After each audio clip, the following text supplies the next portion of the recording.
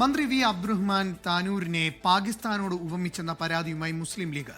BJP വോട്ടുകൾ കൂടി നേടിയെടുക്കാനാണ് അബ്ദുറഹ്മാന്റെ വർഗീയ പരാമർശമെന്ന് UDF സ്ഥാനാർത്ഥി കുറക്കോളി മൊയ്തീൻ. പരാമർശം തെറ്റായി വ്യാഖ്യാനിച്ചതാണെന്ന് വി അബ്ദുറഹ്മാൻ പ്രതികരിച്ചു. നമ്മുടെ എതിരാളികൾ പറയുന്നു നമ്മൾ താനൂരിൽ നിന്നും തോറ്റുമടങ്ങിയെന്ന്. 2 മാച്ച് നമ്മൾ കളിച്ചു, താനൂരിൽ പാകിസ്ഥാനിൽ വെച്ച് കളിച്ചു, 2ലും അവരെ തോൽപ്പിച്ചു. ഇത് 3ാമത്തെ മാച്ച്, അത് നമ്മുടെ ഹോം ഗ്രൗണ്ടിൽ തിരൂരിൽ വെച്ച് കളിക്കുന്നു.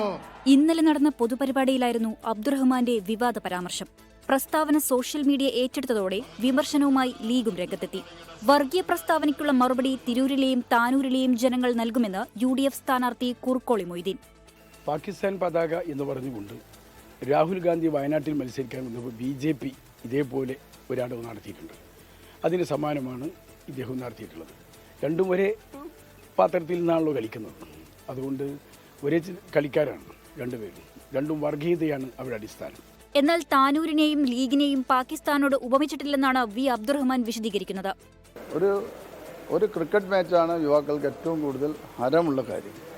അത് നടക്കുന്ന രീതി എന്ന് പറഞ്ഞാൽ ഇങ്ങനെയാണ്. ആ ആരവം പോലെ ഒരു ഇന്ത്യ പാകിസ്ഥാൻ മാച്ച് നടക്കുന്ന ആരവം പോലെയാണ്. എല്ലാ ഭാഗങ്ങളിലും ബെറ്റുകൾ വെക്കുന്നു, ഇതെല്ലാം നടക്കുന്നത്. അത് തന്നെയാണ് ഞാൻ പറഞ്ഞത്. വേറെന്താ പറയാൻ?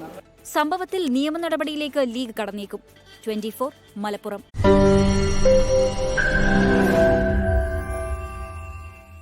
ലോകത്തെവിടെയായാലും ഏത് സമയത്തും 24 വാർത്തകളും ഓഗ്മെന്റഡ് റിയാലിറ്റി പാക്കേജുകളും എക്സ്പ്ലെയിനറുകളും വിശദമായി കാണാൻ ഞങ്ങളുടെ YouTube ചാനൽ നിങ്ങൾക്ക് സബ്സ്ക്രൈബ് ചെയ്യാം.